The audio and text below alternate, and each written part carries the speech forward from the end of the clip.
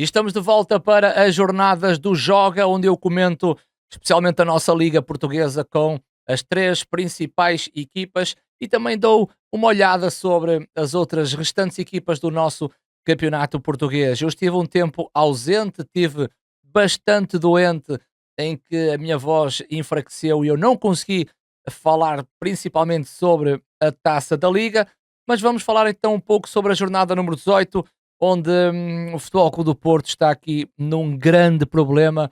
À hora que eu faço este vídeo, Vítor Bruno já não é o treinador do Futebol Clube do Porto. Anunciar também aqui o anúncio, a parceria que eu tenho com a Sol Verde.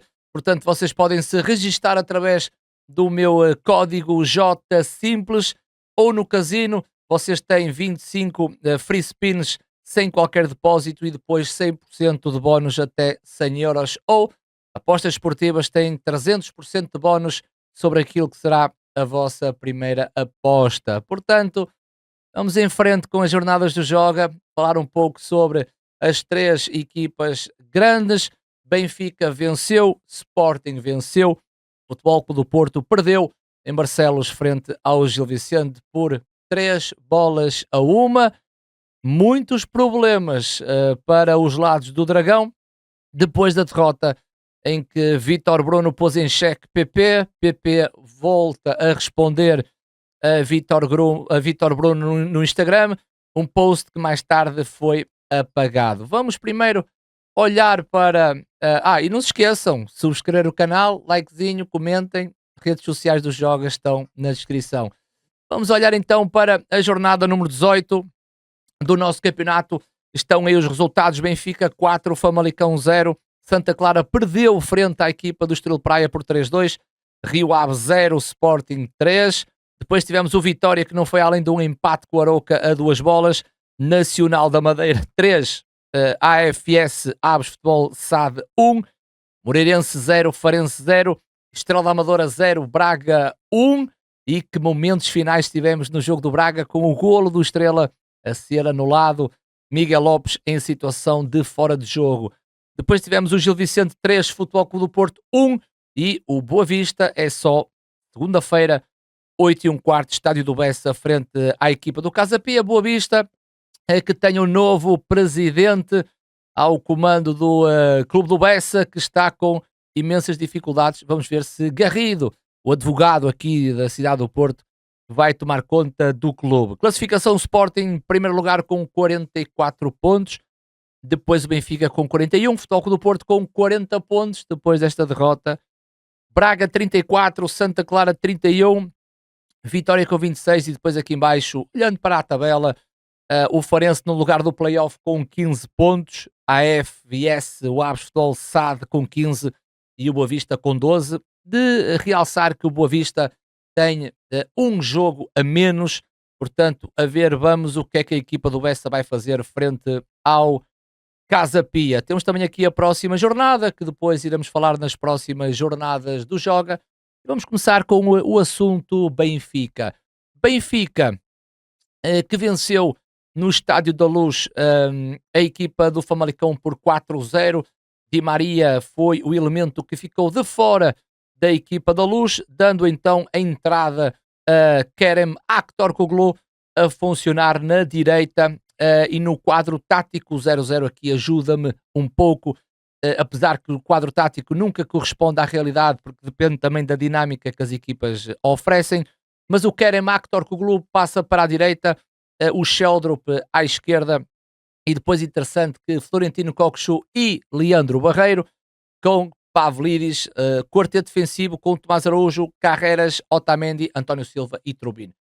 Aqui de realçar um jogo muito bom por parte do Benfica, a estrela claramente Leandro Barreiro, num jogo em que o Benfica, frente à equipa do Famalicão, foi realmente uma equipa e trouxe claramente aquilo que os adeptos mais querem, e foi no Estádio da Luz que a chama imensa se acendeu e o Benfica fez uma excelente exibição.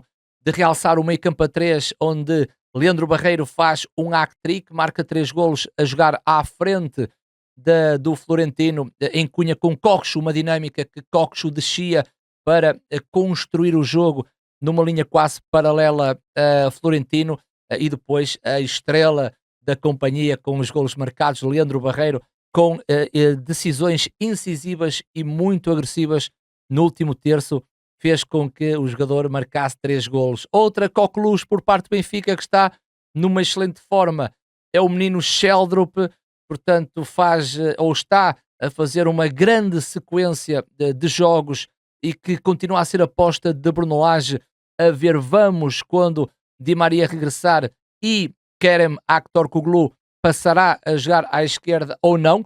Podem deixar nos comentários o que é que vocês acham, se Sheldrup vai sair da equipa ou não, ou se vai ter continuidade. E depois temos a discussão na frente com Pavlidis, é o homem que cria, é o homem que finaliza, mas é o homem que não marca golos. Cria-se aqui uma discussão sobre Pavlidis, que acaba por ter aqui uma assistência para golo, e depois o Benfica, mesmo a jogar bem e mesmo a ganhar, há sempre questões a falar e a questionar sobre Rolaiser não é opção para Bruno Lage, o jogador ficou no banco e acabou por não entrar, e depois aqui algumas alterações em termos de substituições, como é o caso do João Rego, é o miúdo que está a ser, ou está a ser aposta contínua de Bruno Lage, é um miúdo que me parece com excelentes condições técnicas primeiro, e no futuro, em termos táticos, também poderá dar ao Benfica aquilo que o Benfica quer, que é rentabilizar o ativo. Por parte do Famalicão foi uma sombra daquilo que já foi o próprio técnico, o Hugo Oliveira, terá que ver o que é que está a funcionar mal neste Famalicão. Famalicão que tem jogadores que outrora nos deram muita coisa, o caso do Zaidu no meio campo, o Gustavo Sá, Topic, tem jogadores na frente como Oscar Aranda, Sorriso, e realmente foi uma sombra daquilo que o Famalicão já nos transmitiu. Benfica, na minha ótica, fez um excelente jogo e que vai agora, ou que está às portas agora, do jogo para a Liga dos Campeões. Benfica que irá defrontar o Barcelona na próxima terça-feira. Boa vitória para o Benfica, um grande jogo do Benfica no Estádio da Luz, 4-0 ao Famalicão. Nota positiva também para a equipa técnica Bruno Lage e seus pupilos. Depois tivemos o jogo do Sporting, Sporting com imensos jogadores que acabaram por não estar, uns por lesão, outros por gestão talvez física ou técnica, e eu previa que o Sporting iria ter alguma dificuldade frente à equipa do Rio Ave de Petit, Rio Ave que tinha vencido o Casa Pia fora, portanto vinha motivado, mas o Sporting realmente com os jogadores lesionados e com os jogadores em rendimento físico, é o caso de Victor Gyökeres, que teve no banco, saúdo o regresso de Bragança, que também já teve no banco de suplentes, e também Morita e Sanchez. Morita titular, Sanchez poderá ser titular e tem jogado alguns jogos a titular. Acaba por ter aqui um banco recheado de bons jogadores, apontando também para outros jogadores que estão de fora, que é o caso, por exemplo, de Pote, faz muita falta esta equipa, e o próprio Nuno Santos. O Sporting entrou a todo gás uma primeira parte que controlou de uma forma bastante natural. Sporting no esquema tático com Debaste no corredor central do meio campo foi a grande, para mim, uma das grandes figuras desta equipa do Sporting, o defesa central natural que jogou no meio campo, tecnicamente muito interessante. Acho que o Sporting depois tinha a falta de um jogador que assumisse o último terço, como o Bragança faz do transporte de bola e na decisão, ou então o Morita, muito agressivo no ataque ao último terço para finalizar. E acho que o Sporting perdeu aqui um pouquinho dessa magia, mas acho que a dupla esteve muito bem. Jénica Tamo à direita, na esquerda Kenda, que está impressionante, e Trincão na abordagem ao jogo, naquele espaço entre linhas para que Harder, o menino com fome de golos, acabou por não marcar, mas teve uma exibição bastante agradável. E depois quero também saudar o regresso de Gonçalo Inácio à equipa, é sempre um elemento a destacar. O internacional português numa linha de 4 jogou e jogou a um bom nível, e também a titularidade de Fresneda é sempre também um marco para esta equipa do Sporting, nesta gestão de jogadores. Sporting na primeira parte dominou e controlou o jogo. Eu pensava que o Sporting ainda chegaria ao terceiro golo antes do intervalo, e realçar claramente Debast naquela posição foi uma surpresa muito agradável, jogador tecnicamente muito interessante, sempre em cunha com Yulman, mas também ao lado de Yulman acho que qualquer jogador joga bem. João Simões acabou por entrar, também teve um bom nível naquele meio campo. Sporting que joga à largura com Kenda e com Jenny Catamo, e quero destacar também o jovem jogador Kenda, para a idade que tem e aquilo que dá à equipa do Sporting é realmente muito bom. Trincão continua a ser para mim um jogador extremamente importante para esta equipa do Sporting, e a forma como o Sporting joga agora com o Rui Borges vai atrás daquilo que Trincão pode trazer e muito bem para esta equipa. E depois Harder, o menino cheio de sede de golos, bem tentou, rematou, mas acabou por não marcar, apesar que Victor Gyökeres mal entra, acaba por fazer o gol do Sporting.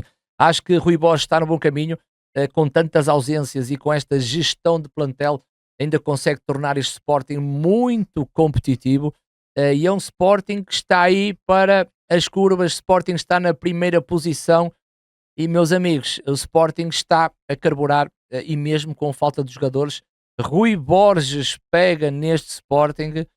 E que diferença sobre aquilo que foi o Sporting de João Pereira. Passamos para o último jogo em que o Futebol Clube do Porto perde por 3-1 frente à equipa do Gil Vicente, e, meus amigos, estaria aqui uma hora para falar sobre o jogo, mas eu não posso fazer. Aproveito para vos indicar que eu estou em live stream todos os dias naquela plataforma roxa, vocês sabem. Ainda hoje estive a streamar o jogo, estive a streamar a minha opinião sobre o jogo do Futebol Clube do Porto e estava ao rubro. E quero falar um pouco sobre a equipa do Porto, um jogo em que o Futebol Clube do Porto teve imensas dificuldades na primeira parte, um Futebol Clube do Porto adormecido, um Futebol Clube do Porto não ligado, um Futebol Clube do Porto muito confuso, trapalhão, não tem claramente uma ideia de jogo, rotinas ofensivas completamente anárquicas, um abuso de cruzamentos para a área, a falta de Rodrigo Mora para que o Porto ligasse pelo meio. A aposta em Dani Loader não faz sentido, obrigando o Futebol Clube do Porto a efetuar cruzamentos para a área. Foi realmente uma situação tenebrosa para o adepto do Futebol Clube do Porto. Numa primeira parte que o Pablo Felipe, o jogador do Gil Vicente, acabou por fazer o gol. O Porto teve sim alguma dificuldade. E depois uma segunda parte que parecia-me que Vítor Bruno iria fazer alterações para melhorar o corredor central, ou seja, o Porto não só ter a liberdade nos corredores para cruzar, mas também o meio campo para ligar no corredor central, e a troca foi Galeno por falta de rendimento, afirmou Vítor Bruno, e entrou Gonçalo Borges, que acabou por fazer o gol do empate. Previa que o Futebol Clube do Porto, a jogar mal, mas ao chegar ao empate se tornava uma equipa competitiva. Nada mais, nada menos que o central Josué acabou por fazer o segundo gol, e o Futebol Clube do Porto, na minha ótica, caiu um pouco. O Futebol Clube do Porto cai, mas depois parece-me que há uma reação por parte do Porto num golo marcado por Gonçalo Borges, uma situação de uma grande penalidade efetuada por Otávio, anula o segundo golo para Gonçalo Borges, e é então convertido um penalti a favor do Gil Vicente. Gil Vicente que faz o 3-1, e os alarmes no Dragão soaram, e a coisa tornou-se muito complicado para os adeptos do Futebol Clube do Porto, para a equipa técnica. Foi algo que eu não me lembrava de ter visto, até à decisão que Vítor Bruno acaba por sair do Futebol Clube do Porto. Fazer aqui alguns apontamentos, até porque o Porto, bastante confuso naquilo que foi, por exemplo, a entrada de Tiago Djaló, três centrais, o corredor a Gonçalo Borges na direita, Francisco Moura na esquerda, meio campo a 3 com Rodrigo Mora, com o Eustáquio, o Nico, e na frente Denis Gul com Samu. uma confusão tremenda. Jaló passa a representar o último terço como lateral direito, o Gonçalo Borges vem para dentro. Foi realmente um Futebol Clube do Porto completamente perdido daquilo que foi o jogo, e Vítor Bruno acabou no último dia mostrar tudo aquilo que eu falei desde o início, que é a passagem de um treinador adjunto para um treinador principal naquilo que é a sua gestão e liderança. Vítor Bruno mostrou claramente, depois do jogo, uma situação que não o deve fazer enquanto líder, não deve falar sobre o PP da forma como falou, mesmo que o jogador tenha feito muito mal durante a semana de treinos.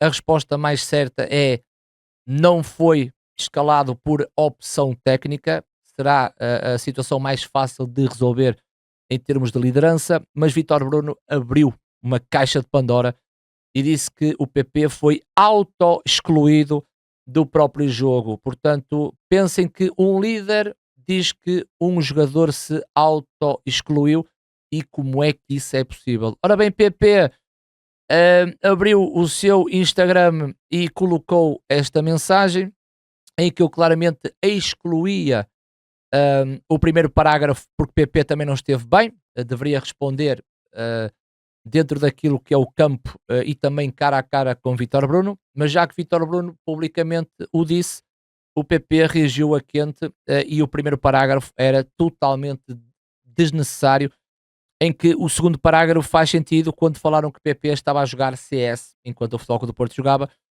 mas PP responde a quente e o post foi apagado minutos depois. Reunião no Dragão, Vítor Bruno e a comitiva deslocaram-se para o Dragão. Vilas Boas convocou o plantel todo, mesmo os jogadores que não jogaram, para se reunirem. O Porto depois, mais tarde, lança um comunicado em causa a cessação do contrato de Vítor Bruno. Fecha-se aqui um episódio em relação à equipa do Futebol Clube do Porto. Tristeza para os portistas, acredito que foi uma noite bem pesada, mas a Vítor Bruno veio trazer tudo aquilo que eu tenho vindo falar sobre Vítor Bruno, claro, sempre em cima de uma dúvida, porque eu não estou lá na equipa do Porto, mas aquilo que vinha a público sobre as suas declarações, os problemas de balneário com os jogadores como Ivan Raime, Fábio Vieira, PP, um treinador que tentou agradar tudo e todos, e isso no futebol não é possível. Fazer o transfer de um treinador adjunto que muitas vezes é o amigo mais próximo do jogador não é igual a um treinador principal. O treinador principal é aquele que toma decisões e pega nos seus adjuntos para fazer essa ponte. Vítor Bruno quis agradar tudo e todos, deu-se mal, Porto jogou muito mal, Porto não se encontra, resultados negativos, a forma de como chegava aos resultados também não, balneário desfragmentado, tomou-se a decisão, Vítor Bruno deixou o comando técnico do Futebol Clube do Porto. Eu quero que vocês respondam aí nos comentários o que é que vocês acham sobre a decisão de Vítor Bruno, o momento do Futebol Clube do Porto, e talvez fazer aquele exercício: quem será para vocês o próximo e melhor treinador do Futebol Clube do Porto? Não se esqueçam de subscrever o canal, dar aquele likezinho, comentem na caixa de comentários. Estamos aí para a semana com mais jornadas do Joga.